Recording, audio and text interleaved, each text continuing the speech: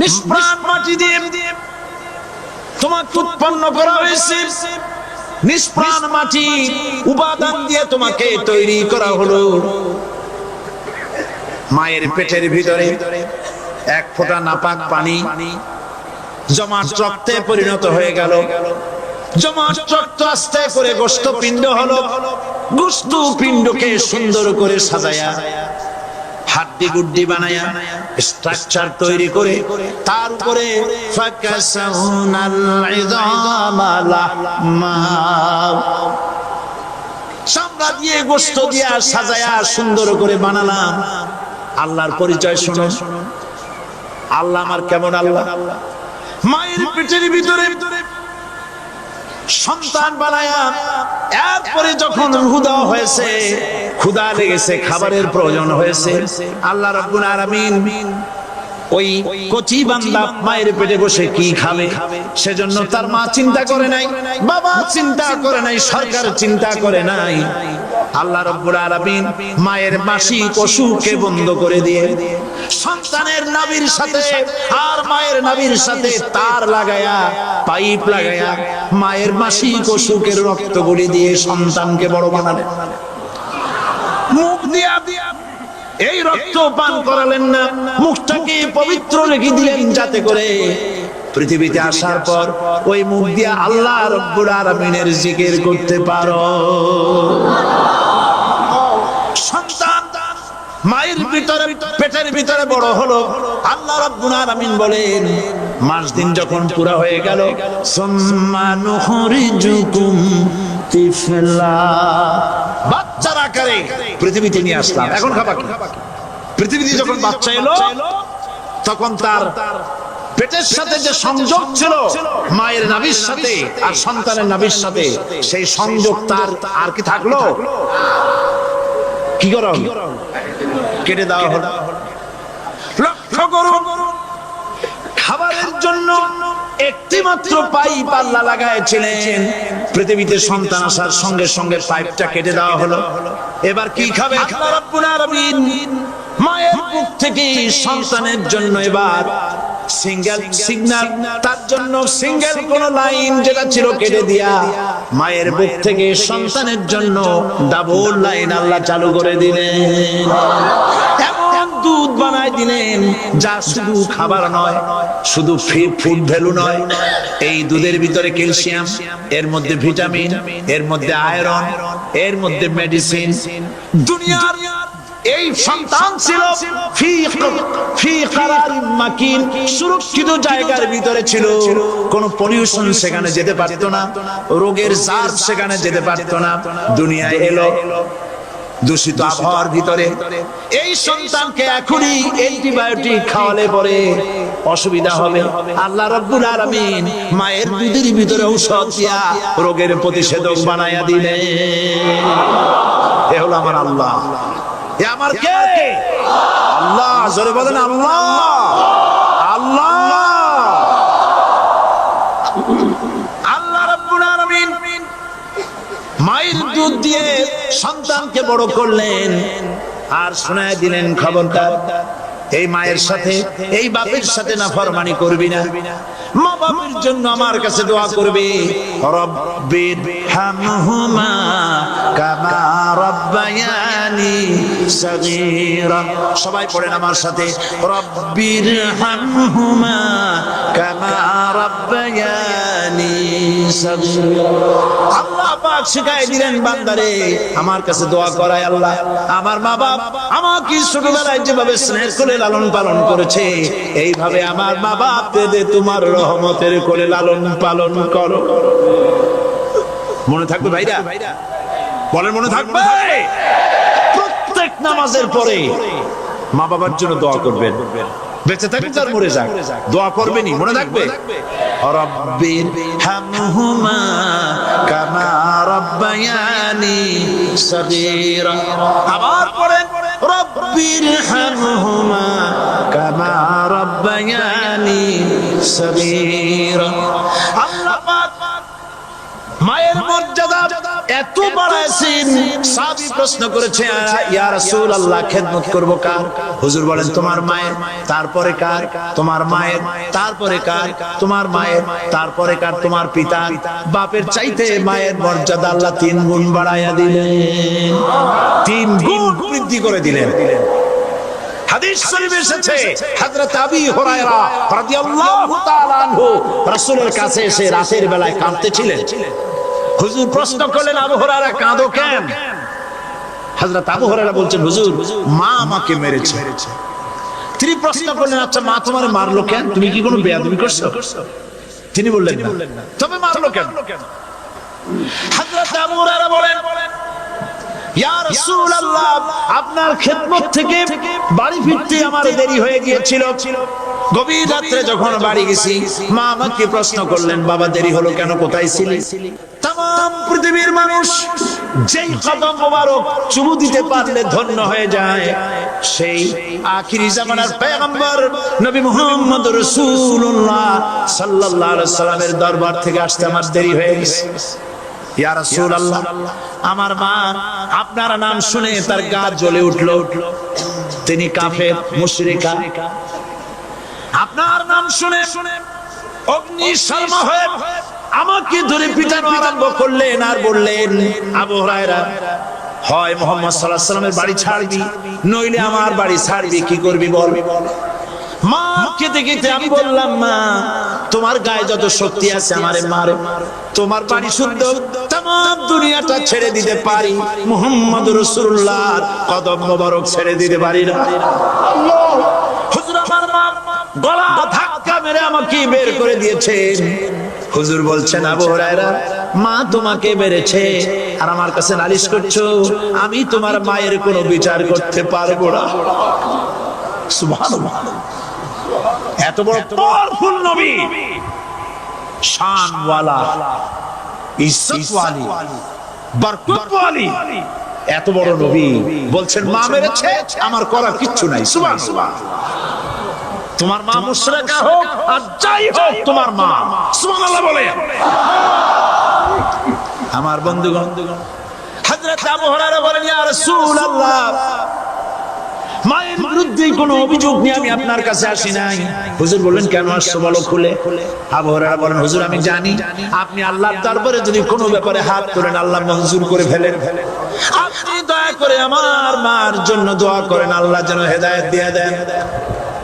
আমার নবীজি দুখানে হাত উত্তোলন করলেন, বললেন আল্লাহুম্মা ইহদিহুম্মা আবি হুরায়রা, আয় আল্লাহ আমি দোয়া করতেছি আবু হুরায়রার মাকে হেদায়েত নসিব করো।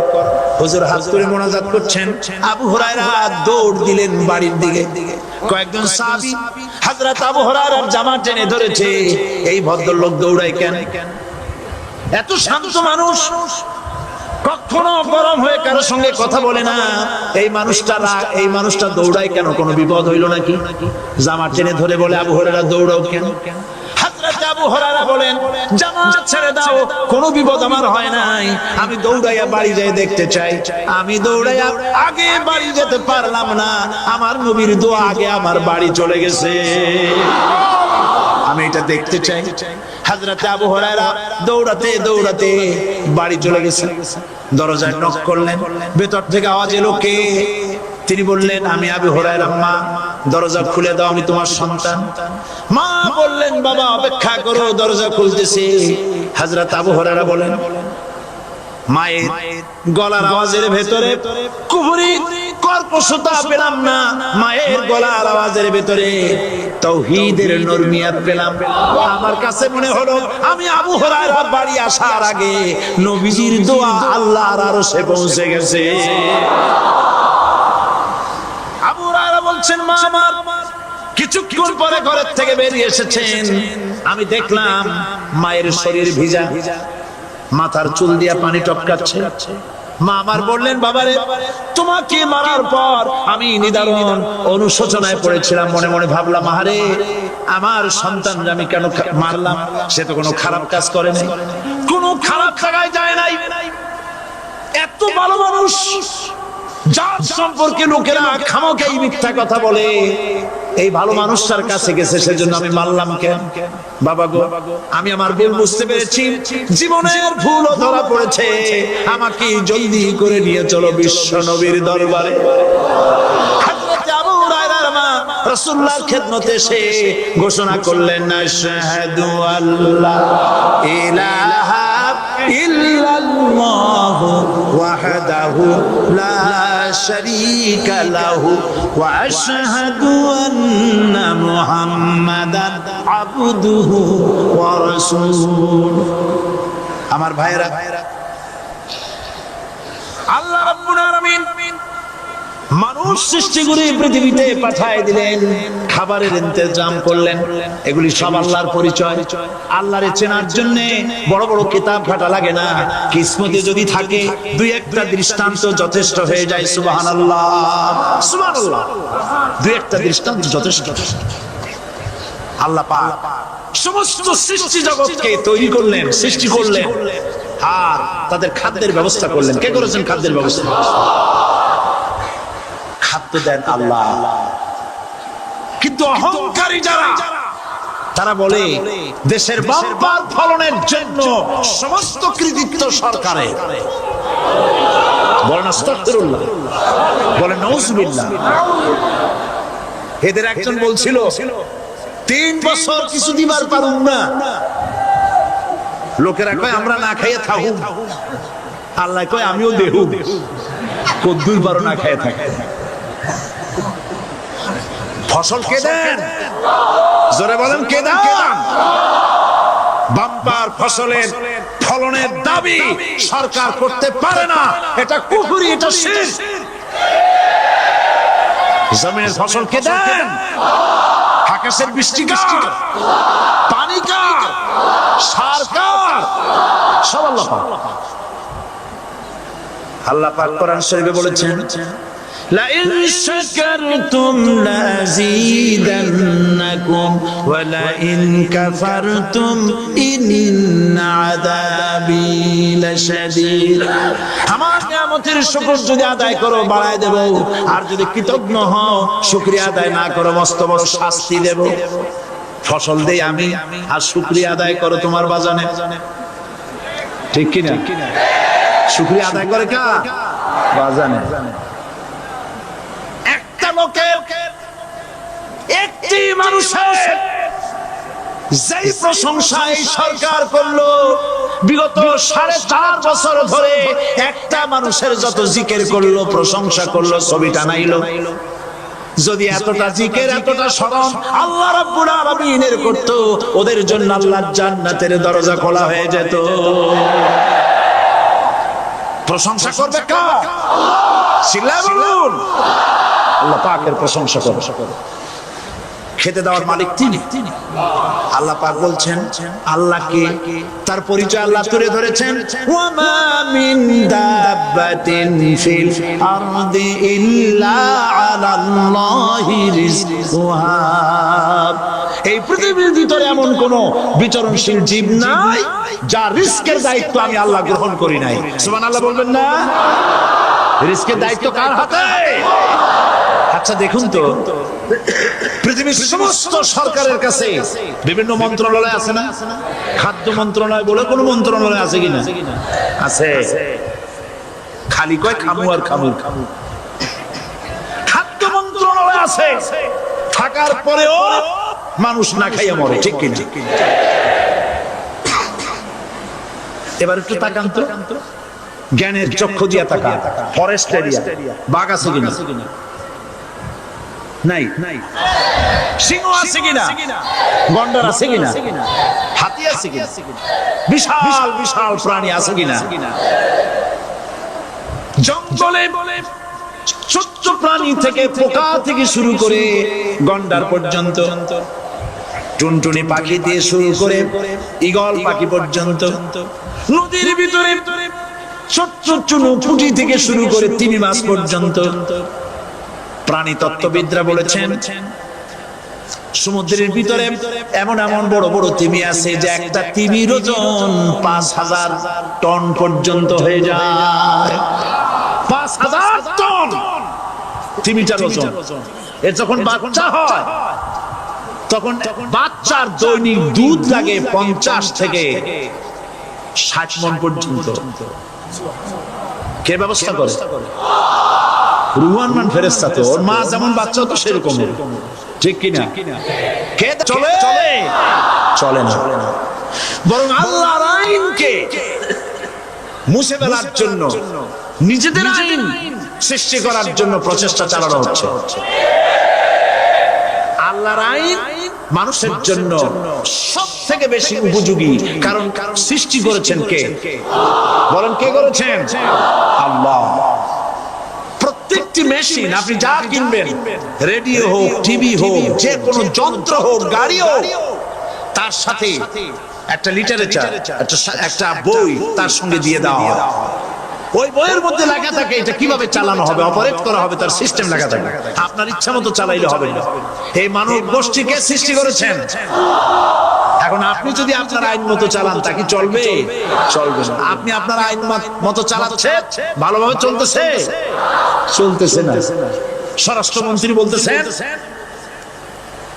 সন্ত্রাসীদেরকে মাটির তলা থেকে খুঁজে বের করা হবে, কিন্তু নাকের উপর দিয়ে ব্রিফকেস চুরি হয়ে যায়, উনি তা ধরতে পারেন না। এই হলো আইন। অনাবরত খুন হচ্ছে, অনাবরত সন্ত্রাসী তৎপরতা চলছে। আর ওনারা বলছেন আগে থেকে এগুলি চলে আসছে, একজনের খুনের বিচার না হইলে এরকম খুন তো হইতেই থাকবে। তাহলে খুনকে, হত্যাকে, সন্ত্রাসকে সরকার জাস্টিফাই করছেন। নাউজুবিল্লাহ মিন যালিক। এই জন্য আইন হতে হবে আল্লাহ। আইন হতে হবে কার? চিল্লায় বলেন, আল্লাহ পাকের আইন হতে হবে। আমি একদিন পার্লামেন্টে বলেছিলাম, আমার দেশের নেতা নেত্রীরা বারবার হজ করতে যান, উমরা করতে যান, সেখান থেকে আসার সময় কি আনে? আতর, পাথর, সুরমা আর কুরমা, এই কিছু নিয়ে আসলেন। কিন্তু আমি বলেছি, আপনারা কি কিছু চোখে দেখেন না? পার্লামেন্টে এইভাবে বক্তৃতা করেছে, কিছু চোখে দেখেন না? আমি প্রশ্ন করে আমি আবার জবাব দিচ্ছি, আপনারা যারা হজ করতে যান, উমরা করতে যান, হজের কথাই বলি, এই হজ করতে যখন যান তখন মুজদালিফায় একটা রাত কাটাইতে হয়। সেটা কোন দিন? ইয়াউমে আরাফার পরের দিন। এই মাঠে দালান কোঠা আছে, এখানে বেড়া আছে, শামিয়ানা আছে, পর্দা আছে, তাবু আছে, কিচ্ছু নাই। লক্ষ লক্ষ নারী আর পুরুষ পাশাপাশি শুয়ে থাকে। তাও সুবহানাল্লাহ কইতে ইচ্ছে করে না। সারা রাত জনে জনে পুলিশ পাহারাদার নাই।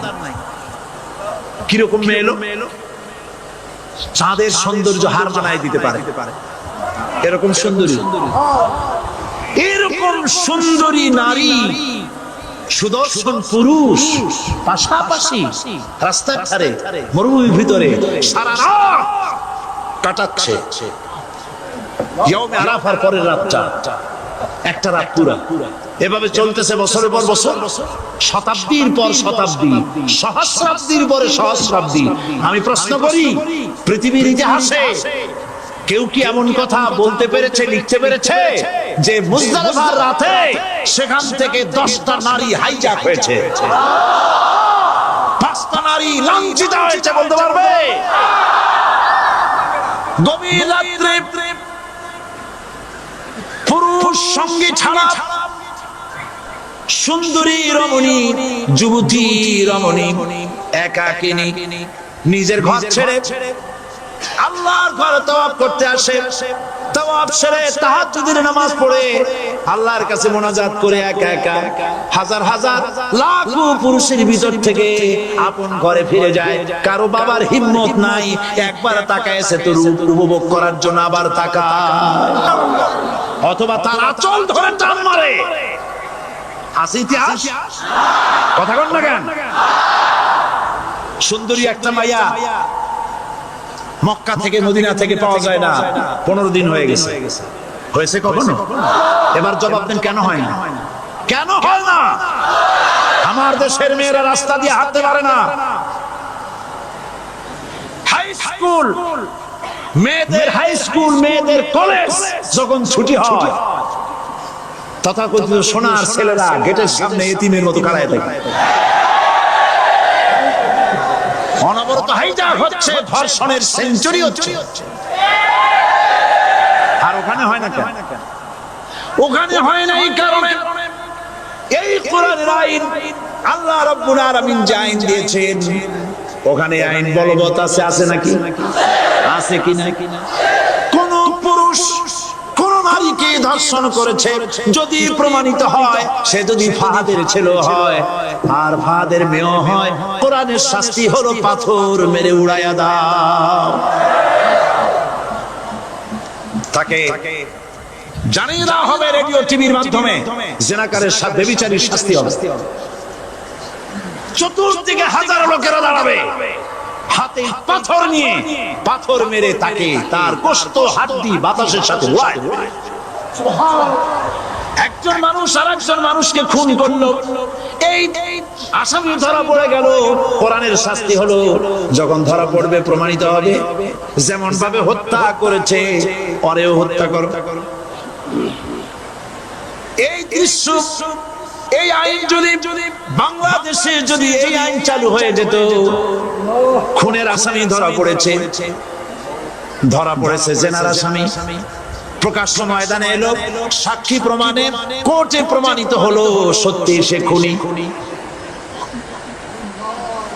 এই বিশাল আউটার স্টেডিয়ামের মাঝখানে খুনি কি দাঁড় করাও, চতুর্দিকে হাজারো লাখ মানুষ থাকুক, রেডিও টিভির ক্যামেরা কার্যকর হবে, পত্র পত্রিকার সাংবাদিকরা আসবে, তরবারি আঘাতে খুনির কল্লাটা উড়ায় দাও, দেহটা নিঃসার হয়ে জমিনে পড়ে যাবে। এই দৃশ্য যারা দেখবে সচক্ষে, রেডিওতে, পত্র পত্রিকায়, আর 1 বছরের ভেতরে খুন করার হিম্মত কারো কলিজায় উঠবে?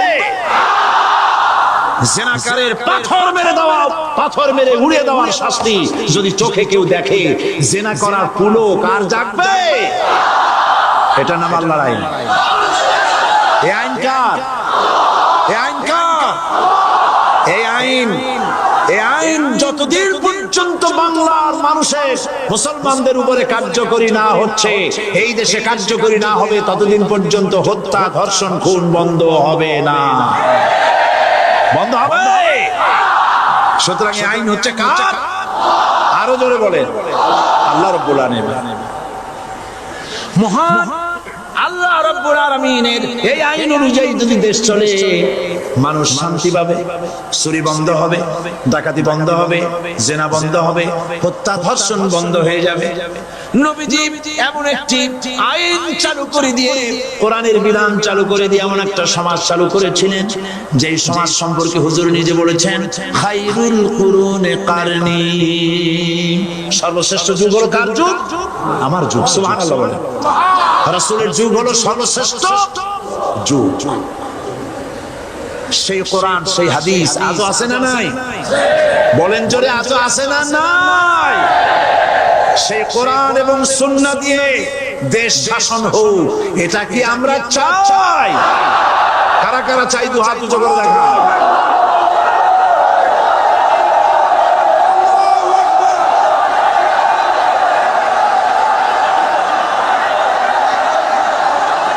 আরে ভাই, আপনারা দাঁড়ায় গেলেন কেন?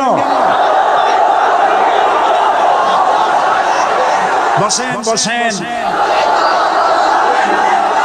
আমি তো একটা স্লোগান দিতে বললাম, হাত দেখতে চাইছি আমি, মাথা দেখতে চাই নাই। এই সুযোগে কোমরটা সোজা করে নিলেন। আচ্ছা বসেন, আর মহব্বতের সাথে জিকির করেন, লা ইলাহা ইল্লাল্লাহ।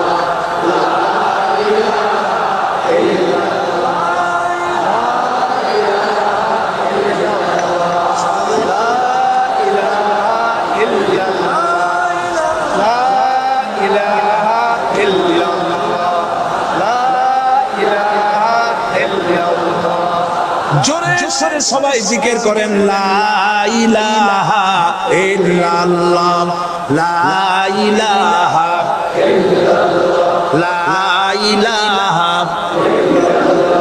লা ইলাহা ইল্লাল্লাহু মুহাম্মাদুর রাসূলুল্লাহ।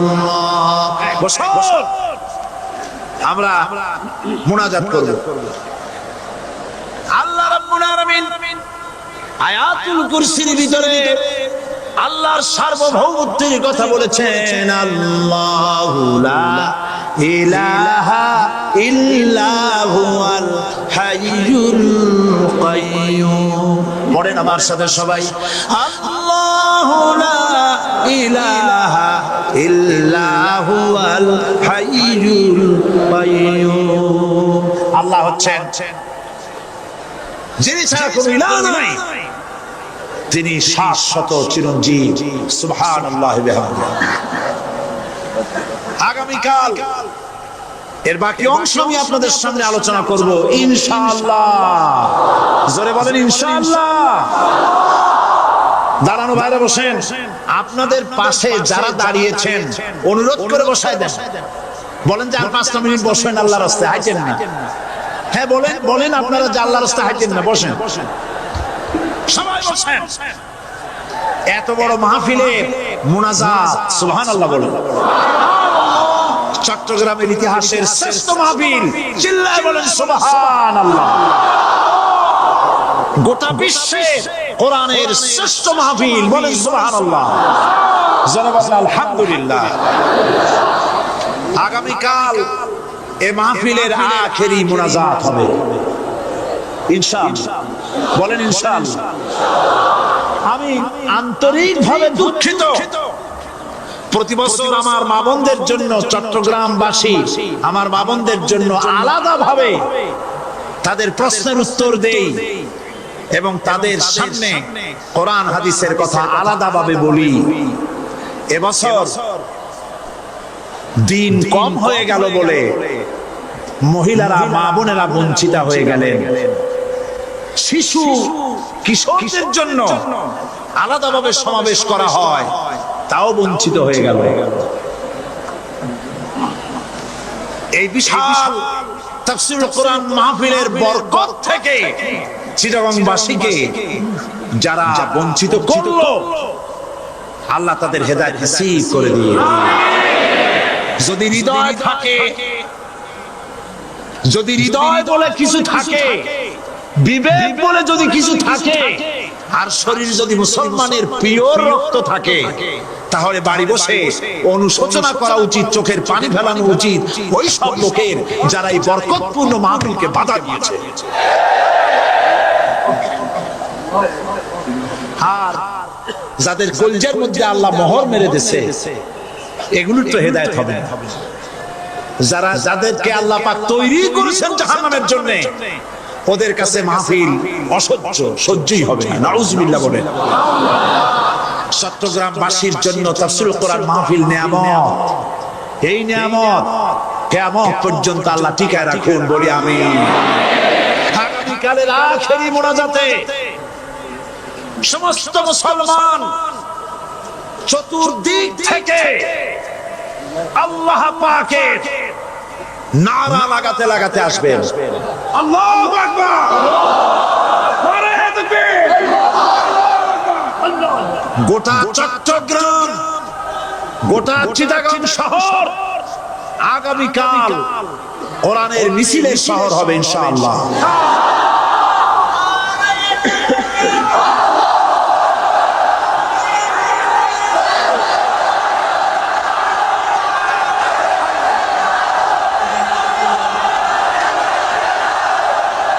সকল ধন এবং সম্পদের মূল মালিক হচ্ছেন আল্লাহ পাক। সমস্ত ধন সম্পদের মালিক কে? আল্লাহ সুবহানাহু ওয়া তাআলা। কোরআনে কারীম বলছে, লিল্লাহি মা ফিস সামাওয়াতি ওয়া মা ফিল আরদ। আকাশ এবং জমিনের ভিতরে যা কিছু আছে সব কিছুর মালিকানা কার? জোরে বলেন কার? আল্লাহ রাব্বুল আলামিন হচ্ছেন এর একচ্ছত্র মালিক। সুতরাং বান্দাদের কাছে কিছুদিনের জন্য এগুলিকে আমানত রাখা হয়েছে। আমাদের ঘর আছে, বাড়ি আছে, ব্যবসা আছে, বাণিজ্য আছে, জায়গা আছে, জমিন আছে, গরু আছে, বাছুর আছে, এই সবগুলি কিছুদিনের জন্য আমাদের কাছে কি রাখা হয়েছে? আমানত। আমানতের মাল আপনি আপনার ইচ্ছা মতো খরচ করতে পারবেন না। আমানতের মাল কি ইচ্ছা মতো খরচ করা যায়? যায় না। আমানতের মালকে খরচ করতে হলে মূল মালিকের ইচ্ছা অনুযায়ী খরচ করতে হবে। মূল মালিককে আল্লাহ রাব্বুল আলামিন বলছেন, ইন্নাল্লাহা ইশতারা মিনাল মুমিনিনা আনফুসাহুম ওয়া আমওয়ালাহুম বিআন্না লাহুমুল জান্নাহ। আমি আমার মুমিনের জান এবং মালকে খরিদ করে নিয়েছি, বিনিময় জান্নাত দিয়ে দিয়েছি। তোমার কাছে যে জান আছে, মাল আছে, এটা তোমার নয়, এটা আমার আমানত তোমার কাছে। সুতরাং এই আমানত খরচ করতে হবে মূল মালিকের ইচ্ছা অনুযায়ী। সমাজের এক শ্রেণীর লোক প্রচুর বিত্তের মালিক হবে, সমাজের এক শ্রেণীর লোক প্রচুর বিত্ত এবং সম্পদের মালিক হয়ে ভোগ বিলাসের আনন্দের স্রোতে থাকবে, নিজেকে ভাসিয়ে দেবে। আর এক শ্রেণীর লোক অনাহারে কষ্ট করবে। এই বিধান ইসলামের নয়। কেউ থাকবে 10 তলায়, আর কেউ থাকবে 10 তলায়। কেউ খাবে পোলাও বিরিয়ানি, আর কারো কিসমতে মরুচ হবে না। এই বিধান আল্লাহর নয়।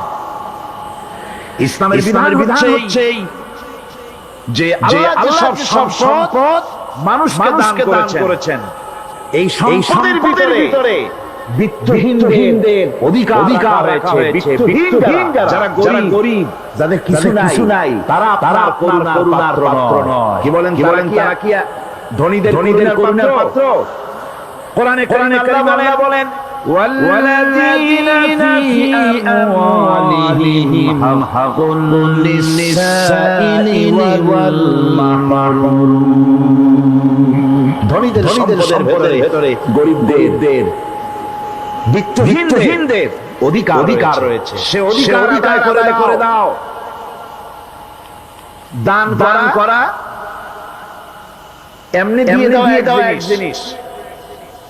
গরিবদেরকে ইসলাম করুণার বানায় নাই, বলেছে অধিকারটা বড় মজবুত কথা, ওয়েট আছে। আপনার আমার সম্পদের যাদের বিত্ত আছে,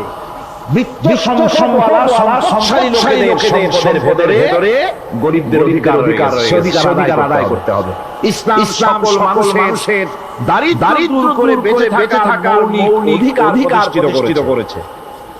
রাসূল কারীম সাল্লাল্লাহু আলাইহি ওয়াসাল্লাম বলেছেন, লাইসা লিইবনি আদম হান সিওয়া হাযিহিল খিসাল বাইতুন ইয়াসকুনুহু ওয়া সাওতুন ইয়ারিয়াতাহু ওয়া জালফাল খুবজি ওয়াল মা। আখরাজাহু তিরমিজি। শরীফের হাদিসের ভিতরে এসেছে, রাসূল কারীম সাল্লাল্লাহু আলাইহি ওয়াসাল্লাম বলেছেন, প্রত্যেকটি বনি আদমের তার বাস করার জন্য একটা গৃহ এবং লজ্জা ঢাকার শীত নিবারণের জন্য তার বস্ত্র, আর ক্ষুধা মিটানোর জন্য তার পানি আর রুটি ইত্যাদির ব্যবস্থা করতে হবে। চাই সে মুসলমান হোক আর হিন্দু হোক খ্রিস্টান হোক, বনি আদমের সন্তান যে মানুষ যে তার এই অধিকার ইসলাম প্রতিষ্ঠিত করেছে। আজ বলা হচ্ছে খাদ্য বস্ত্র বাসস্থান সমাধান দেবে মুকুরা, এরকমের স্লোগান হয় না? ওরা দিতে পারবে না, ওরা দিতে পারে নাই। খাদ্য বস্ত্র শিক্ষা চিকিৎসা বাসস্থানের গ্যারান্টি দিয়েছে কোরআন, দিয়েছে আল্লাহ রাসূল জনাব মুহাম্মদ রাসূলুল্লাহ সাল্লাল্লাহু আলাইহি ওয়াসাল্লাম। ইসলাম অর্থনৈতিক নিরাপত্তার জন্য যে পন্থা অবলম্বন করেছে, সেটা হচ্ছে যে সমাজের কর্মক্ষম সকল ব্যক্তি রুজির জন্য পরিশ্রম করবে, কেউ বসে থাকতে পারবে না। এটা হচ্ছে ইসলামের নিয়ম। কেউ বসে থাকতে পারবে না। কোরআনে কারীম বলছে, ফাইদা কুদিয়াতিস সালাতু ফান্তাশিরু ফিল আরদ ওয়াবতাগু মিন ফাদলিল্লাহ। ফাইদা হুদিয়াতিস সালাহ, যখন তোমার নামাজ সম্পূর্ণ হয়ে গেল ফান্তাশিরু ফিল আরদ, ছড়িয়ে পড়ো আমার জমিনের উপরে, অবতাগু মিন ফাদলিল্লাহ, আর আমার অনুগত্যের জন্য সমাজের প্রত্যেকটি কর্মক্ষমকে কাজ করতে হবে। কি করতে হবে? নামাজ হয়ে গেছে, এখন আর চলবে না, নেমে পড়ুন কাজের জন্য, আল্লাহ অনুসন্ধান করুন। এরপরে আল্লাহ পাক বলছেন আমার রিজিক কামাও, আর রুজি কামাবার সময় কুল্লাহ যিকরান কাসীরা লাআল্লাকুম তুফলিহুন। আর জিকির করবা আমার বেশি, আমার জিকির করবা। বলা হচ্ছে রুজি অনুসন্ধান করো, আর বলা হচ্ছে আমার জিকির করো। তো জিকির আর রুজি সন্ধানের ভিতরে সামঞ্জস্য কি? সামঞ্জস্যটা হচ্ছে এই যে আপনি যখন আপনাকে বেশি করে জিকির করতে হবে। জিকির মানে কি? জিকির মানে কি? স্মরণ করা, আল্লাহকে স্মরণ। রুজি যখন কামাতে যাবেন স্মরণ কারে? চিল্লায় কারে? আপনি রুজি কামাবার জন্য চাকরি করতেছেন, অফিসে বসে যদি আল্লাহ রাব্বুল আলামিন আপনার স্মরণে থাকে, তাহলে ঘুষ খাওয়ার জন্য সম্ভব হবে না। ঠিক কিনা? আল্লাহ তাআলা বলছেন রুজি কামানোর জন্য তুমি যে পরিশ্রম করবে, ওই পরিশ্রমের সময় বেশি বেশি জিকির করো, আমার স্মরণ রাখো। অফিসে বসে তুমি কাজ করবে, আমি যদি স্মরণে থাকি তাহলে ঘুষ খাইতে পারবে না। তুমি জমিন চাষ করবে, জমিন চাষ করার সময় আমি যদি তোমার স্মরণে থাকি, জমিনের আয় তোমার পক্ষে সম্ভব হবে না। যত রকমের রুজি রোজগার করতেছি, আমাকে স্মরণ করো, খারাপ থেকে বাঁচো, হালাল কামাও, হালাল রুজির ভিতরে আল্লাহ রাব্বুল আলামিন বরকত দিয়ে দিবেন। আর কাজ জন্য বলা হয়েছে, রাসূল সাল্লাল্লাহু আলাইহি ওয়াসাল্লাম বলেছেন ইজা সাল্লাইতুমুল ফাজরা ফালা তানুমু আন তালবি আরযাকুকুম। ফজরের নামাজ পড়া হয়ে গেছে, ঘুমায়ো না। আমাদের একটা অভ্যাস হয়ে গেছে ফজরের নামাজ পড়ে ঘুমানো। হাদিস শরীফে বলা হচ্ছে ফজরের নামাজ পড়া হয়ে গেছে, ঘুমায়ো না। রুজি তালাশ করো, নিজের সাহায্যে সাহায্য করো, নিজের সংসারের কাজ অন্যের জন্য করো, হালাল ভাবে কামাই করে। বউকে একটা ব্লাউজ কিনে দিয়েছেন, একটা শাড়ি কিনে দিয়েছেন, বাচ্চাকে ক্লাসের বই কিনে দিয়েছেন, বাজার থেকে মাছ তরকারি কিনে অক্ষম ব্যক্তিদেরকে সহযোগিতা করবে, যারা নাকি উপার্জন করতে পারে না, ওই জাতিকে তারা সহযোগিতা করবে। সেই সমাজের যারা নাকি সামর্থ্যবান, তারা রোজগার করবে এবং গরিবদেরকে সহযোগিতা করবে। আল্লাহ বলেছেন সে মুমিন নয়, সে ব্যক্তি মুমিন নয়, সেই ব্যক্তি মুমিন নয়। সাহাবায়ে কিরাম হতচকিত হলেন, প্রশ্ন করলেন নবীজি কোন ব্যক্তি মুমিন নয়? আল্লাহ নবী বলেন যেই ব্যক্তি পেটে আরাম করে ঘুমায় গেল, কথা জানার পর যে প্রতিবেশী খেয়ে শুয়ে আছে, ক্ষুধার্ত কাছে, এই কথা জানার পরে সেই মুসলমান ব্যক্তি আরাম করে পেটে খেয়ে ঘুমায়, সে কোনো মেনে দাবি করতে পারে না, হতে পারে না। কত বড় কথা! ইসলাম মানুষকে তাগিদ করেছে তার প্রতিবেশীর উপর রাখার জন্য, তার প্রতিবেশীকে লক্ষ্য রাখার জন্য, গরিব মানুষের প্রতি লক্ষ্য রাখার জন্য। রাসূল কারীম সাল্লাল্লাহু আলাইহি ওয়াসাল্লাম বলছেন আইয়ু রাজুলিন মাদিয়ান বাইনা আবনিয়া বারিয়াহুম জিম্মাতুল্লাহি ওয়া রাসূলুহু। আল্লাহ বলেন কোন ধনী ব্যক্তিদের মাঝে কোন গরিব প্রতিবেশী যদি না মারা যায়, তাহলে ওই এলাকার বিত্তশালী লোকদের সাথে সমস্ত সম্পর্ক রাসূলের সম্পর্ক ছিন্ন হয়ে যায়। কে বলছে কথা? মানুষের অর্থনৈতিক নিরাপত্তার জন্য কত বড় কথা বলেছে ইসলাম, বলেছে বিশ্বনবী জনাব মুহাম্মদ রাসূলুল্লাহ সাল্লাল্লাহু আলাইহি ওয়াসাল্লাম। আল্লাহ রাব্বুল আলামিন বলেন ধনীদের হাতে যেন সম্পদ পুঞ্জীভূত হয়ে না যায় কায়না ইয়াকুনা দুলাতা বাইনা আওলিয়াইকুম তোমাদের ধনীদের হাতে যেন সম্পদগুলি সমাজের সম্পদগুলি যেন পুঞ্জীভূত না হয় সেগুলি বরং ছড়িয়ে আস্তে করে যেন গরিব জনসাধারণের কাছে যেতে পারে সে ব্যবস্থা হবে। যাকাত প্রদানের মাধ্যমে ধনীদের কাছ থেকে নিয়ে গরিবদেরকে দিয়ে দিতে হবে।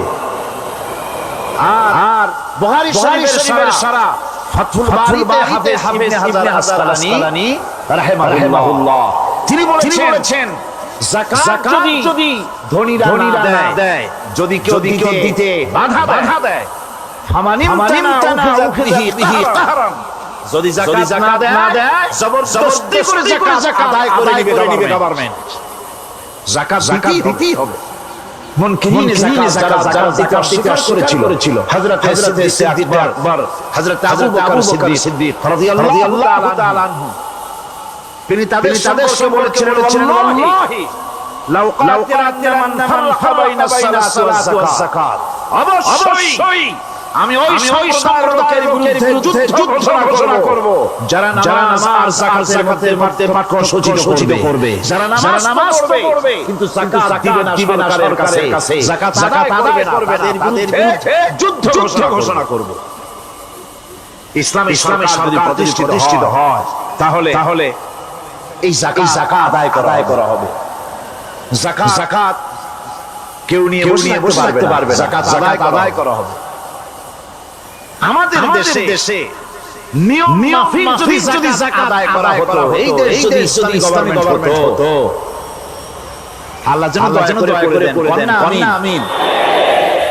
আল্লাহ যদি দয়া করে দেশটাকে ইসলামী রাষ্ট্র বানায় দেন, তাহলে যাকাত তো আদায় করে নেওয়া হবে, যাকাত দিতে আপনি বাধ্য। গরিব মানুষ থাকবে না। এখনো বাংলাদেশের নিয়ম মাফিক যদি যাকাত আদায় করা হয়, নিয়ম মাফিক মানে সোনার যাকাত, রূপার যাকাত, নগদ ক্যাশের যাকাত, ফসলের ওষুধ সঠিক যদি আদায় করা হয় তো একেবারে কম করে হলেও 1000 কোটি টাকা যাকাতের কালেকশন হতে পারে। এটা কি কম কথা? 1000 কোটি টাকা, এই টাকা আদায় করা হচ্ছে না। এই টাকা আদায় করার কারণে যে শূন্যতার সৃষ্টি হচ্ছে, এই ভেবকে পূর্ণ করার জন্য এগিয়ে এসেছে 7 সমুদ্র 13 নদীর থেকে এনজিওরা আমাদের দেশে সব এনজিও খারাপ আমি তা বলি না। বহু এনজিও আছে এদেশের উন্নয়নের আর্থসামাজিক উন্নয়নের জন্য তারা প্রচেষ্টা করছে। রাস্তাঘাট, স্কুল কলেজ, চিকিৎসা ইত্যাদির দিকে কাজ করছে। যতগুলি এনজিও আমাদের দেশে আছে তার ভিতরে 52টা এনজিও গোনা বাছা যারা ইসলামের প্রকাশ দুশমন আর এর শীর্ষস্থানে আছে ব্রাক।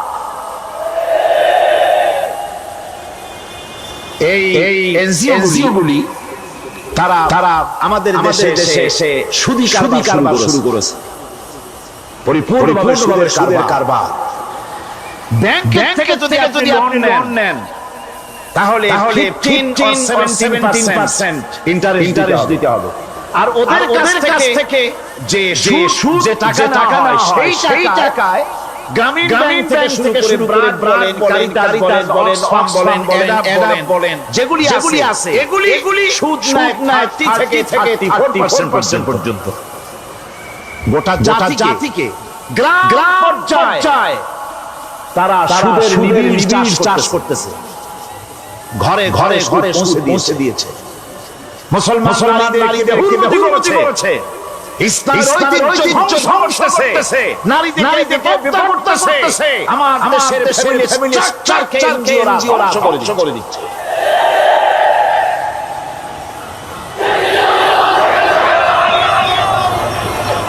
সুতরাং এনজিওরা সুযোগ পেত না যদি যাকাত কালেকশন করা হতো আর যাকাত দিয়ে যাকাত যে সব জায়গায় খরচ করতে হয় সেই খরচ করার জায়গাগুলিতে সঠিকভাবে যদি ব্যয় করা হতো এই অবস্থা হতো না। বাংলাদেশের সম্পদের অভাব নাই। যারা বলে বাংলাদেশ গরিব, আমি তাদের সাথে একমত নই। আক্ষরিক অর্থে বাংলাদেশ গরিব নয়। বাংলাদেশের সম্পদ আছে। বাংলাদেশের যে জিনিসটার অভাব সেটা হচ্ছে ইনসাফভিত্তিক বন্টনের অভাব। এখানে কেউ হাজার বিঘা জমির মালিক, বিঘা বোঝেন কি কোন আপনারা? কানি কেউ তো হাজার মালিক, আর কারো তো রান্নাঘর জায়গা নাই। কথা ঠিক কিনা? কেউ তো শত কোটি টাকা কত যে আছে তা হিসাব করে মাসখানেক গুণে পারবে না। আর কারো তো একটা ট্যাবলেট কেনার পয়সা নাই। সুতরাং আমাদের দেশে যেভাবে বলা হয় ওইভাবে আমাদের গরিব নয়। আমাদের দেশে সম্পদ আছে, বহু জমি অনাবাদি রাখা হয়েছে। রাসূল কারীম সাল্লাল্লাহু আলাইহি ওয়াসাল্লাম বলেছেন সেই ব্যক্তির জমি রাখার অধিকার নাই যে ব্যক্তি চাষের আওতায় না আনে। আছে না বহু জমি পড়িয়া? আবাদ জমি আমাদের দেশে আছে যা 2.40 লক্ষ একর। আমাদের ভূমি সম্পদ রয়েছে, বনজ সম্পদ যা আছে সেটা হচ্ছে 32,53,807 একর জুড়ে বিরাট সম্পদ আমাদের আছে। ভূমি সম্পদ আছে, বনজ সম্পদ আছে। আমাদের রয়েছে পানি সম্পদ, প্রায় 250 নদী, 3,600 বর্গ মাইল জুড়ে নদীগুলো আছে। আমাদের পানি সম্পদ আছে। আমাদের গ্যাস আছে, যে গ্যাস অন্তত 100 বছর চলতে পারে। প্রত্যেক বাড়িতে গ্যাসের সংযোগ দিলেও 100 বছর ঘুরাবে না। আলহামদুলিল্লাহ ইচ্ছে করে না। জোরে কোন আলহামদুলিল্লাহ। আমাদের গ্যাস রয়েছে, আমাদের মৎস্য সম্পদ আছে, পশু সম্পদ আছে, কৃষি সম্পদ আছে, আরো রয়েছে জনশক্তি কাজ সবচাইতে বাড়াতে মনে করা হয়। জনশক্তিকে বলা হয় বাংলাদেশের সবচাইতে বড় সমস্যা, জনশক্তি সমস্যা। এটা হচ্ছে যে সরকার আসে তারই ভূতে পায়, যে যায় আসে আর সালে ফেরে না। মানুষগুলি তার জন্য জ্বালা। অথচ মানব শক্তি হচ্ছে শ্রেষ্ঠ শক্তি। ইউনিভার্সিটি জনগণের মতো না বাড়াইয়া এখন ইউনিভার্সিটি আছে, সকলে গ্রামে গঞ্জে থানায় রান্না করে সব জায়গায় আমাদের ইউনিভার্সিটি দাও। আর ইউনিভার্সিটির ভোগিতা তো আমরা দেখতেছি। এর থেকে বেশি পলিটেকনিক্যাল ইনস্টিটিউট, ভোকেশনাল ইনস্টিটিউট ইত্যাদি যদি বানানো হতো, বিজ্ঞান কর্মীর হাতে যদি করা যেত, মানুষগুলিকে কর্ম করা যেত, তাদের মডার্ন টেকনোলজি শিক্ষা দেওয়া যেত, তাহলে এই মানব রপ্তানি করে পৃথিবীর বিভিন্ন দেশ থেকে মূল্যবান বৈদেশিক মুদ্রা অর্জন করা যায়। সেটা না করে মানুষ জ্বালা, জনমের মারকে মারো। এটা হচ্ছে ট্রেনের থার্ড প্যাসেঞ্জার্স মেন্টালিটি। সেটা কিরকম? সেটা হচ্ছে ট্রেনে যখন মানুষ চলে তৃতীয় শ্রেণীতে, একবার বসলে সে অন্যের জন্য জায়গা ছাড়ে না। জায়গা খালি আছে, ভাই আমাদের বসতে দাও। কয় না ভাই এখানে লোক আছে। আসলে কিন্তু লোক নাই। আপনি যদি বলেন যে সেই আসতে আমি জায়গা ছেড়ে দেব, তত বসি আপনি বসলেন। এরপরে আপনি তো বুঝছেন লোকটা ভাগিতেছে, ওই চিন্তা আপনার ঢুকবে, আরেকজন আসবে, বসার জায়গা আছে, আপনি না এখানে জায়গা নাই। ট্রেনের প্যাসেঞ্জারদের যে মানসিকতা বর্তমান মুসলিম দেশগুলির সরকারেরা ঠিক ট্রেনের প্যাসেঞ্জার চাইতো। বাংলাদেশের এই সামাজিক প্রেক্ষাপটে ইসলামের বিধান ছাড়া, আল্লাহর বিধান ছাড়া এর কোনো মুক্তি নাই, এর নাজাতের কোনো পথ নাই। আল্লাহ রাসূল ক্ষমতা আরোহণ করলেন, রাষ্ট্রের মালিক প্রেসিডেন্ট হলেন। রাসূলুল্লাহ কি হলেন? আল্লাহর প্রেসিডেন্ট হলেন। সমাজের গরিব দুঃখীদের ব্যাপারে নবীজি বললেন, মান তারাকা মালান ফারসাদিহি ওয়া মান তারাকা দিয়ান আও কুল্লা ফালিয়াতিনি ফাইন্না মাওলাহু রাওয়াহুল বুখারী। নবীজি বলেন, যে ব্যক্তি মারা গেল, মরে যাওয়ার পর যে সম্পদ থাকবে, এই সম্পদগুলি সে যে সন্তান, স্ত্রী পুত্র যাদের রেখে গেছে তাদের জন্য, আর যদি সে ঋণগ্রস্ত, যদি ঋণ অবস্থায় সংসারকে রেখে থাকে, তাহলে ঋণের বোঝা, ঋণের পরিশোধের দায়িত্ব আমি মুহাম্মদ সাল্লাল্লাহু আলাইহি ওয়াসাল্লাম নিলাম। সমাজের যার অভিভাবক নাই, তার অভিভাবক আমি মুহাম্মদ সাল্লাল্লাহু আলাইহি ওয়াসাল্লাম। যার কোনো অভিভাবক নাই, সে যেন আমার কাছে চলে আসে। ইসলামী রাষ্ট্র এই বিধান পেশ করেছে। এর চাইতে সুন্দর বিধান পৃথিবীতে আর কেউ দিতে পারে না। সেজন্য সেই সমাজে চুরি বন্ধ হয়েছে, ডাকাতি বন্ধ হয়েছে, জিনা বন্ধ হয়েছে, সব বন্ধ হয়ে গিয়ে সুন্দর একটি সমাজ প্রতিষ্ঠিত হয়েছিল। আর রাসূল বলেছিলেন, খায়রুল কারনি, সর্বশ্রেষ্ঠ হলো আমার যুগ। সুবহানাল্লাহ ওয়া বিহামদিহি। মানুষ দরলে ঘুমাইছে, কারো ক্ষুধার নাই, কষ্ট নাই, খাবারের চিন্তা নাই, চুরির ভয় নাই, ভয় ওই যে কথা বলেছিলাম, যেমন একটা সমাজ আসবে, খাবাব চিন্তা করো না, কসম করছি এমন একটা সমাজ প্রতিষ্ঠিত হবে যেই সমাজে চুরি, ডাকাতি, জিনা, ব্যভিচার, ধর্ষণ কোনো ভয় থাকবে না। লা ইলাহা ইল্লাল্লাহ, আল্লাহ ছাড়া কারো ভয় মনের ভিতরে ভয় থাকবে না।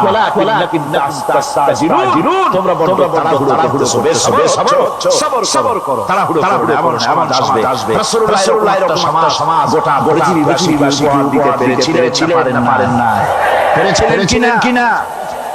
সেই কথাই আল্লাহ রাব্বুল আলামিনের কথা শুনলাম, লাইসা বিরবিন ওয়াজুহুকুম কিবালাল মাশরিকি ওয়াল মাগরিব। পূর্ব পশ্চিমে কত মাথা ঘোরালে, চেহারা ঘোরালে, এটাই কিন্তু তোমার পুণ্যবান হওয়ার জন্য, নেককার জন্য যথেষ্ট নয়। বরং যথেষ্ট হলো আল্লাহর প্রতি মানানো, কিতাবের প্রতি, ফেরেশতার নবীদের উপরে ঈমান আনো, আর আল্লাহর মহব্বতে, আল্লাহর প্রেমে উদ্বুদ্ধ হয়ে আর একটা বড় কাজ, সেটা হলো ওয়া তাতামালা আলা হুব্বিহি যাবির কুরবা ওয়াল ইয়াতামা ওয়াল মাসাকিন ওয়া ইবনাস সাবিল ওয়াস-সাইলিনা ওয়া ফির রিqabi ওয়া আকামাস সালাতা ওয়া আতাজ যাকাত ওয়াল মুফুনা بعهدهم إذا عاهدوا والصابرين في البأساء والضراء وحين البأس أولئك الذين صدقوا وأولئك هم المتقون। আরেকটি পূর্ণ কাজ করতে হবে আল্লাহ বিশ্বাস করার সাথে সাথে, সেটা হলো তোমাদের জানের প্রিয় ধন এবং সম্পদকে আল্লাহর মহব্বতে খরচ করতে হবে। সেজদা দিয়ে কবলে দাঁড়াইছো, কিন্তু প্রতিবেশীকে সাহায্য করো নাই, গরীবদেরকে দাও নাই, এতিমকে দাও নাই, বোনকে ঠকাইছো, মেয়েকে ঠকিয়েছো। তোমার ওই সেজদায় কিয়ামতে কাজ দিবে না। প্রকৃতপক্ষে নেককারবান হওয়ার জন্য গরীব জনসাধারণকে সহযোগিতা করতে হবে। এরপরে মাঝখান থেকে যেটা দিয়েছিলাম, বলেছিলাম নামাজ এবং যাকাত। আমি যাকাতকে আগে নিয়ে এসেছিলাম, নামাজটা ছিল আগে। সেই নামাজটা যেহেতু আলাদা একটা বিষয় হবে, আর যাকাতটা সাথে সামঞ্জস্য আছে, সেই জন্য যাকাত আর সাদাকার কথাটা একসঙ্গে মিলাই বলেছিলাম। এখন শুরু করছি নামাজ। সালাত এর আবেদন হচ্ছে কোন জিনিসের দিকে মুখ ফিরানো। সালাতের অর্থ হচ্ছে নিকটবর্তী হওয়া, মুখ ঘুরানো, মুতাওয়াজ্জিহ হওয়া। ওই যে হযরত ইব্রাহিম আলাইহিস সালাম বলেছিলেন, إني وجهت وجهي للذي فطر السماوات والأرض জানেন আপনারা পড়েন إني وجهت وجهي للذي فطر السماوات والأرض حنيفا وما أنا من المشركين নিশ্চয় আমার ঘুরায় দিলাম কার দিকে যিনি আকাশ এবং জমিনের স্রষ্টা সবকিছুর মালিক যিনি তার দিকে আমি মুতাওয়াজ্জা হলাম নামাজে হচ্ছে মুতাওয়াজ্জা হওয়া মুখ ঘুরিয়ে দেওয়া চেহারা ঘুরিয়ে দেওয়া আর নামাজের অর্থ হচ্ছে নিকটবর্তী থেকে আরো নিকটবর্তী হওয়া আমরা কি নিকটবর্তী হতে চাই না বুঝলে কবেন কি নিকটবর্তী চাই কার আল্লাহ আমরা কি আল্লাহর নিকটবর্তী হতে চাই আল্লাহ রাব্বুল আলামিন বলেন নিকটবর্তী হতে হলে ওয়াসজুদ ওয়াকতারিব সিজদা দাও আর সিজদার মাধ্যমে আমার নিকটবর্তী হয়ে যাও সিজদা দিলেই আল্লাহর নিকটবর্তী হওয়া যায় সুবহানাল্লাহ সাহাবী আল্লাহ প্রশ্ন করেছেন নবীজি বান্দা কখন আল্লাহর নিকটবর্তী হয়ে যায় নবীজি বলেছেন বান্দা যখন সিজদা দেয় তখন আল্লাহর বান্দাতে কোনো হিজাব থাকে না একদম আল্লাহ পাকের নিকটবর্তী হয়ে যায় বান্দা যখন সিজদায় পড়ে যায় সুতরাং নামাজ হচ্ছে নিকটবর্তী হওয়া সালাত এটা হচ্ছে নিকটবর্তী হওয়া নামাজ ফরজ হওয়ার কারণ হচ্ছে এই যে মানুষ আল্লাহর বান্দা গোলাম হিসেবে সৃষ্টি হয়েছে তাই মুখী হয়ে রবের বন্দেগী করা এটা হচ্ছে তার স্বাভাবিক একটা প্রকৃতি আল্লাহ রাব্বুল আলামিন এই প্রকৃতি দাবি মিটাবার জন্যই নামাজের ব্যবস্থা করেছেন মানুষের ফিতরত মানুষের নেচার মানুষের ফিতরত হচ্ছে এই যে কারো কাছে মাথা নত করা হাত জোড় করা মাথা নত করা সার্বভৌমত্বের মালিক কাউকে মনে করা হাত জোড় করতে হলে মাথা নত করতে হলে সার্বভৌমত্বের মালিক হিসেবে গ্রহণ করতে হলে আল্লাহর বিকল্প আছে নাকি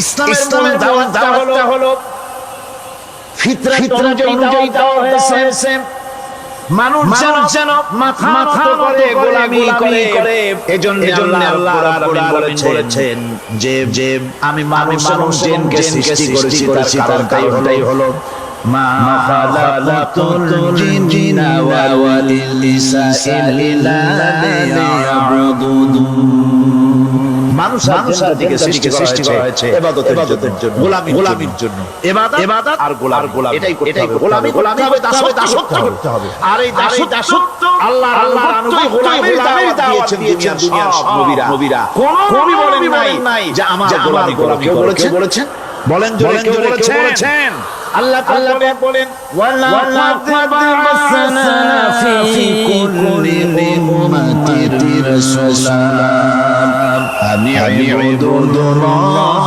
ওয়াজতানিবুত